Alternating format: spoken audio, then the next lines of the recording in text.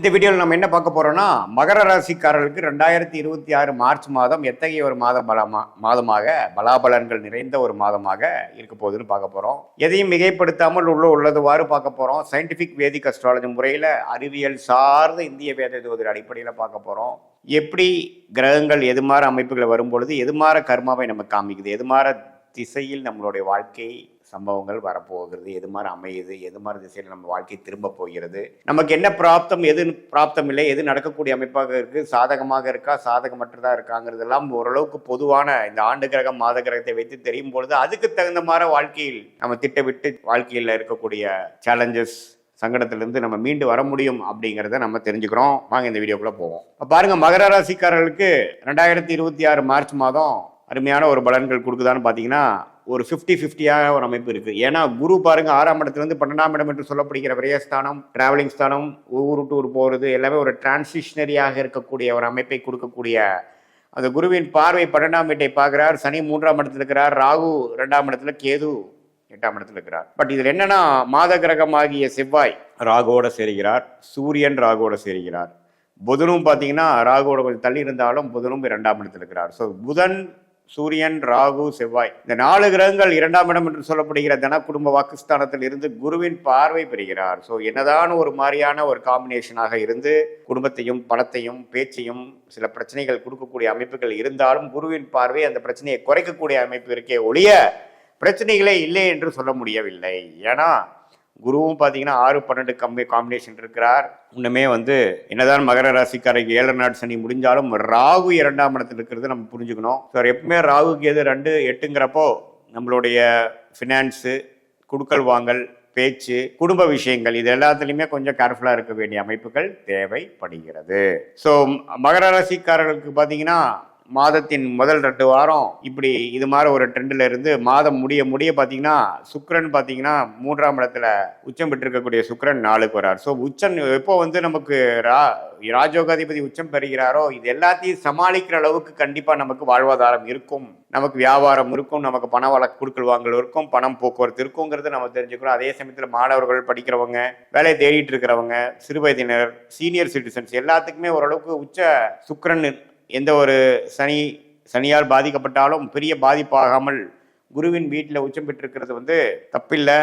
So இது மாதிரி சில குடுக்கல் வாங்கல், பண விஷயங்கள், குடும்ப விஷயங்கள், வாக்கு விஷயங்கள், ஹெல்த் ரிலேட்டடான விஷயங்கள் எல்லாம் கொஞ்சம் பாதிப்புகள் இருந்தாலும், ஏன்னா சூரியனுங்கிற ஒரு மகர ராசிக்கு 8ஆம் வீட்டு அதிபதியாக வருகிறார். ஸோ 8ஆம் வீட்டு அதிபதியாக மகர ராசிக்கு இது மாதிரி பிரச்சனைகள் கொடுக்கக்கூடிய உடல் உபாதைகள், டிராவலிங்கில் பிரச்சனைகள் கொடுக்குது, ஹெல்த்து, மரணத்துக்கு ஒப்பான கண்டங்கள் இது மாதிரி விஷயத்திலாம் கொடுக்கக்கூடிய இந்த ராகு அது சூரியனே ராகுவால் பாதிக்கப்படும் பொழுது, சூரியனே அட்டமாதிபதியாக மகர ராசிக்கு வருவதும் பொழுது இது மாதிரி விஷயங்கள்லாம் கொஞ்சம் இருக்குது. ஸோ உடல் உபாதைகளை பார்த்துக்கணும், வண்டி வாகனத்தில் போகிறப்போ கேர்ஃபுல்லாக இருக்கணும், ராத்திரி நேரத்தில் போகிறப்போ நம்ம கேர்ஃபுல்லாக இருக்கக்கூடிய அமைப்புகள் இருக்குது, தேவைப்படுகிறது.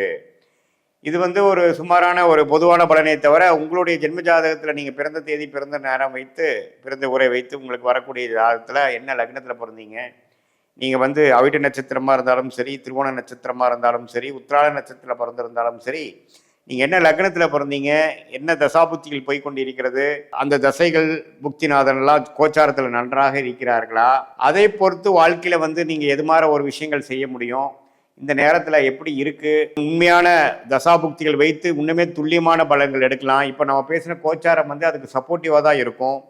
நல்ல அருமையான தசைகள் நடக்கும் பொழுது கோச்சார அமைப்புகள் கொஞ்சம் இன்னும் தூக்கலாகவும், ஒரு சுமாரான தசாபுக்திகள் நடக்கும் பொழுது நம்ம பேசின இந்த மாத கிரகம், ஆண்டு கிரகத்தின் அமைப்பை பொறுத்து இன்னுமே துல்லியமான பலன்கள் எடுக்கலாம். இன்னுமே அந்த சுமாரான பலன்கள் தசாபுக்தி நடக்கும் பொழுது பலன்கள் சுமாராகவும் உங்களுக்கு கிடைக்கக்கூடிய அமைப்பு இருக்கும் அப்படிங்கிறத நீங்கள் தெரிஞ்சுக்கணும்.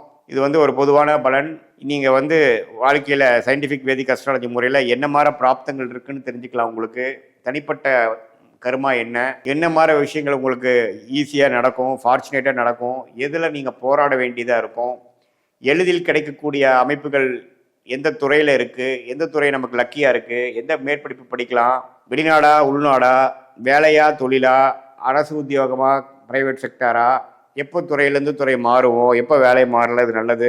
குழந்தை பேர் எதிர்பார்க்குறவங்க, கல்யாணம் விஷயங்கள், சுப விஷயங்கள் எதிர்பார்க்குறவங்க, நல்ல ஒரு உயர்வை எதிர்பார்க்குறவங்க, கடன் அழைக்கணும், ஃபினான்ஷியலாக நம்ம செட்டில் ஆகணும்னு நினைக்கிறவங்க எல்லாத்துக்குமே நம்மளுடைய தசாபுக்திகள் எப்படி போய் கொண்டிருக்கிறது, மகர ராசிக்கு இப்போ கோச்சாரம் எப்படி இருக்குது, உங்களுக்கு என்ன நேரத்தில் எந்த தேதியில் பிறந்தீங்க, எந்த லக்னத்தில் பிறந்தீங்க, எல்லாம் உங்களுக்கு ஜாதகத்தை முழுசாக அனலைஸ் பண்ணும் பொழுது அடுத்த வரக்கூடிய வாழ்வாதாரங்கள்லாம் எப்படி இருக்குது, எந்த மாதிரி துறையில் நம்ம போக போகிறோம், எந்த மாதிரி டைரக்ஷனில் நம்ம வாழ்க்கை திரும்பும்போது எந்த சாய்ஸ் நம்ம எடுக்கலாம், எந்த சாய்ஸ் நம்ம எடுக்க வேண்டாம் அப்படிங்கிறதெல்லாம் தெரிந்து தேவையற்ற சமய விரயங்களை தவிர்த்து, தேவையற்ற பொருள் விரயங்களை தவிர்த்து, தக்க முடிவுகளை தக்க நேரத்தில் செய்து, தக்க நேரத்தில் எடுத்து, அதுக்கு தகுந்த மாதிரி நடவடிக்கைகளை செய்யும் பொழுது வாழ்க்கையில் நம்மளுடைய பொட்டன்ஷியல் என்ன, நம்மளோட தகுதி என்னவோ அதுக்கு தகுந்த மாதிரி வாழ்க்கையில முன்னேறி மேலும் மேலும் வாழ்க்கையில் எந்த விதத்திலையும் நம்ம ஒரு கிளாரிட்டி இல்லாமல் செயல்படாமல் கிளாரிட்டியோடு செயல்பட்டு அதில் இருக்கக்கூடிய ரிஸ்க் என்ன, எந்த நேரத்தில் அது முடியும், எந்த நேரத்து வரைக்கும் நம்ம பொறுமையாக இருக்கணும், வீரத்தை காட்டிலும் வேகமே நம்ம முக்கியம் என்கிறதை உணர்ந்து நம்மளுடைய கர்மாவை அறிந்து அதுக்கு தகுந்த மாதிரி நீங்கள் வாழ்க்கையில் காய்கள் நகர்த்தி என்றால் சயின்டிஃபிக் வேதிக் அஸ்ட்ராலஜி நமக்கு துணையாக இருந்து நம்மளுடைய அணுகுமுறை மிகவும் கிளியராக தேவையற்ற விஷயத்துக்குள்ளே போகாமல், தேவையற்ற ஒரு நம்மளுடைய கர்மாவுக்கு சம்மந்தம் இல்லாத அலைன் ஆகாமல் இருக்கக்கூடிய விஷயத்துக்குள்ளே போய் எல்லாமே நமக்கு வாழ்க்கையில் பிரச்சனைகளை கொடுத்து தவறான முடிவுகளை எடுத்து தவறான நேரத்தில் தவறான விஷயங்களை செய்து அதுக்கு வேணுங்கிற நஷ்டத்தை வாங்காமல் நம்மளுடைய பிறவி பயன் என்ன, நம்மளுடைய பெஸ்ட் பிளானட் என்ன, எந்த கர்மா நல்ல கர்மாவை நம்ம பெற்று வந்திருக்கிறோம், அந்த டைரக்ஷனில் போனோம்னா நம்ம தேவையற்ற ஒரு இடைஞ்சல்கள், ஹிண்ட்ரன்ஸ், அப்டக்கிள்ஸ் இன் லைஃப் அப்படிங்கிறதெல்லாம் முடிந்த வரைக்கும் அதை குறைத்து கொண்டு முழுசாக நீட்டிக்க முடியும், எடுக்க முடியாது. ஏன்னா நம்மளுடைய விதி என்னவோ அது வலியுது. ஆனால் நம்ம விதியை தெரிந்து கொண்டேனால் அதில் மென்டலி ப்ரிப்பேர்ட் ஆகி அதுக்கு தகுந்த மாதிரி ஒரு வாழ்க்கையை அமைத்து கொண்டு நிம்மதியான வாழ்க்கை வாழ முடியும் என்பதே சயின்டிஃபிக் வேதிக் அஸ்ட்ராலஜியின் ஒரு அணுகுமுறை. அதுதான் நம்மளுடைய தேவையற்ற இது மாதிரி மிகைப்படுத்தி பேசுவது, பரிகாரங்கள், அது மாதிரி விஷயத்துல போய் பயந்துக்கிறது, நம்மளுடைய தேவையற்ற மன அழுத்தத்துக்குள்ளே போய் அது மூலமாக மன நிம்மதியை இழப்பது, அதெல்லாம் இல்லாமல் உள்ளது உள்ளவாறு பார்த்து அதுக்கு தகுந்த மாதிரி முடிவுகளை தக்க நேரத்தில் எடுத்து மகர ராசிக்காரர்களாகிய நீங்கள் வாழ்க்கையில் ஷார்ட் டேர்ம் லாங் டேர்ம் எல்லாத்துலேயுமே ஒரு பிளானிங் பண்ணி சக்ஸஸ் ஆக முடியும் என்று சொல்ல விரும்புகிறேன். மீண்டும் மற்றொரு காணொளியில் சந்திப்போம். நன்றி, வணக்கம்.